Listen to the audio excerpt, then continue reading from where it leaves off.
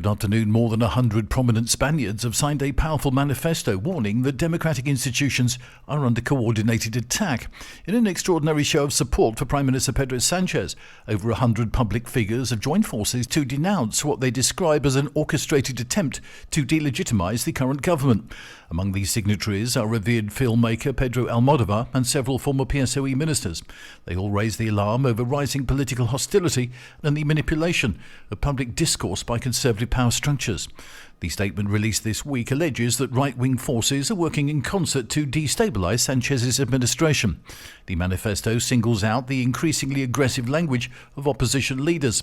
Sanchez has been branded a mafia boss and his government criminal by members of the Conservative Partido Popular and the far-right Vox.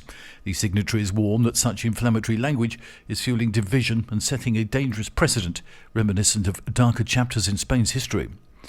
The amount of gas burnt to produce electricity has increased as power grids rely more on conventional gas-fired plants since a major blackout on April 28th, so gas grid operator Engas said this morning.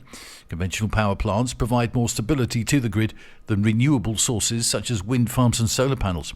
As a result, overall national gas demand rose 5.6% in the first half of the year, boosted by a 41.2% increase in demand to generate electricity, Engas said. The underground gas storage facilities are currently over 75% full.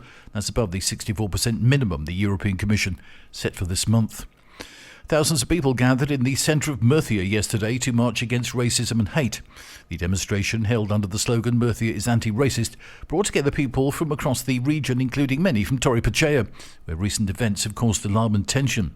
The march moved peacefully and protesters carried signs calling for respect, equality and unity. Speakers at the event urged political leaders to take a firm stand against racism and violence. Some criticised the lack of response from regional officials and warned that staying silent only fuels division.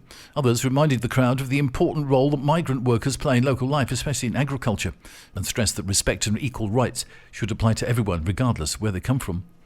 And at 5:36 a.m. on Saturday, when it was still dark, somebody arrived at Playa del Cura beach in Torrevieja to be the first to set up their umbrella on the beachfront.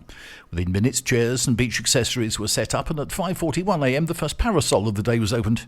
However, in Torrevieja, this is considered an administrative offence. According to the municipal ordinance on the conservation of beaches, it is illegal to leave umbrellas, chairs or other objects on public land. That's the latest from TRE. I'm Bob James.